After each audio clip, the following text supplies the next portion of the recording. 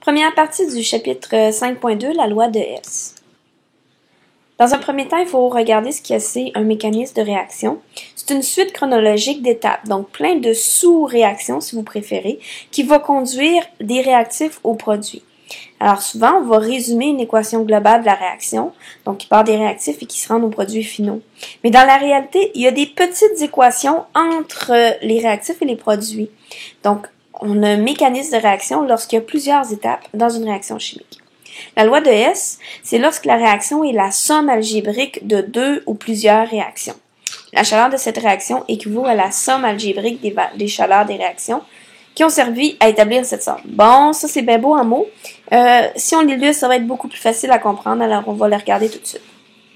J'ai ici un paquet de petites réactions, par exemple du Na solide, sodium solide, qui passe en phase gazeuse et chez sa variation d'enthalpie, plus 107 kJ, donc c'est une réaction qui est légèrement endothermique. J'ai la même chose pour plein de petites équations.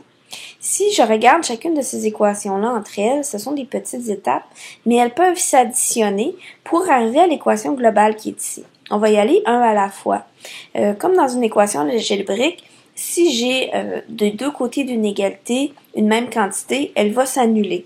Dans ce cas-ci, si je regarde tout l'ensemble de mes flèches à gauche par rapport à droite, donc tous mes réactifs ensemble et tous mes produits, je vais m'apercevoir qu'il y en a qui sont à la fois dans les produits et dans les réactifs. Il va donc s'annuler, alors je vais éliminer le sodium en additionnant toutes mes équations gazeuses.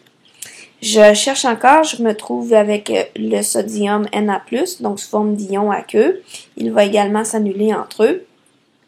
J'ai l'ion chlorure gazeux qui va également s'annuler. J'ai un électron à gauche et à droite de mes équations, il va s'annuler. Et il me reste le chlore gazeux qui va également s'annuler. Tout ce qui me reste à la fin, mon sodium dans mes réactifs solides.